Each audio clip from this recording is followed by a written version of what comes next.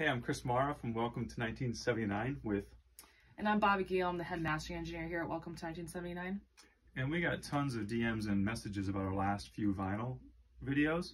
And we want to talk about intergroove distortion. That is the phenomena where music sounds different depending on where it is on the record.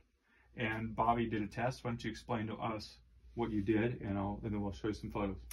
So on this lacquer, what I did was I took 30 seconds of one song and I picked a song that had a lot of high-end content in the original source files, and I cut the same 30 seconds on different points on the lacquer.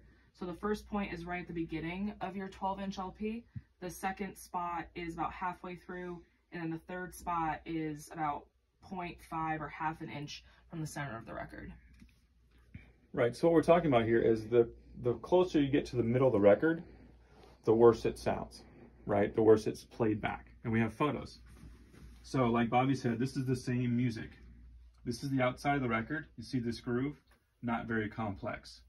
You see this groove in the middle of the record, getting more and more complex. This is the same groove on the inside of the record. So that complexity you see is high frequency. Those are ridges and valleys.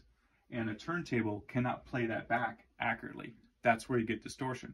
There's not distortion recorded in this groove. It's just played back poorly, right? So the further you are on the outside of the record, the better it's going to sound. So sequence your songs. So loud songs on the outside, the more complex ones. And then more, if this was like an acoustic song or a chill song, the grooves would not be that complex. Any other tips? Side length is also a big consideration. The longer your side length, the more likely you'll get songs that are going in towards the center of the record, and you'll get more intergroove distortion. Yeah. So basically, the takeaway is circles are weird, right? Think about a marching band taking a corner. The people on the outside are walking along, no problem. The people on the inside are having to think about how they walk and play their instrument. Same thing here. So this is physics. This isn't avoidable, except with proper planning.